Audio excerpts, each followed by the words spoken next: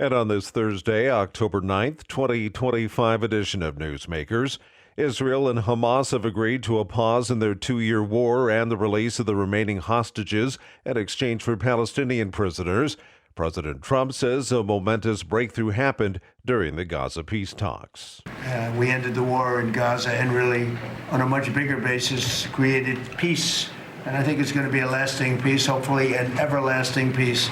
During a White House cabinet meeting today, Trump confirmed the release of the remaining hostages held by Hamas will take place Monday or Tuesday.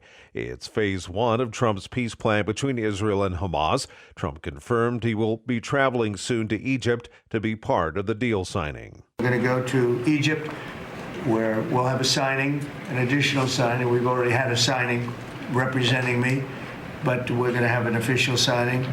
Meanwhile, more than 1,400 evangelical Christians from more than 6 countries have gathered in Jerusalem this week to show their support for Israel. They came to mark the Jewish holiday of Sukkot, which commemorates the desert wandering of the Jews during the Exodus, but found themselves celebrating news of a truce just days after the second anniversary of the Hamas-led attack on Israel that triggered the war in Gaza.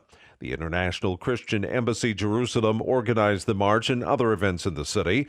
Like other Christian groups, they say they see support for Israel as a moral and theological obligation, particularly as the country has found itself increasingly isolated.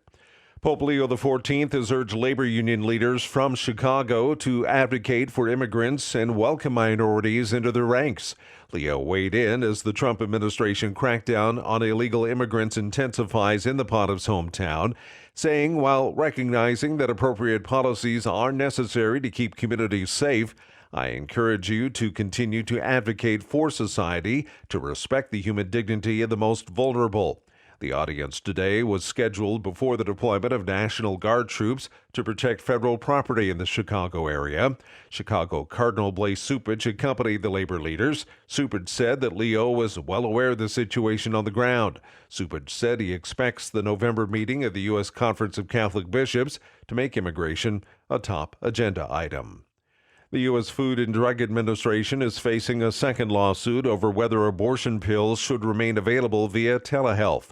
Louisiana filed a challenge Monday to regulations of mifepristone, one of the drugs usually used for abortions.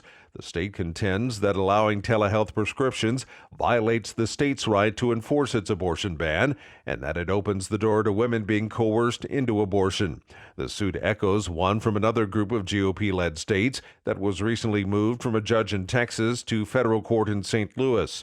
Pro-life groups have expressed anger over the approval of another generic version of mifepristone. The availability of the pills is a reason abortion numbers have not declined despite bans in most GOP-controlled states. And that's Newsmakers for this Thursday, October 9th, 2025 edition. I'm Keith Black.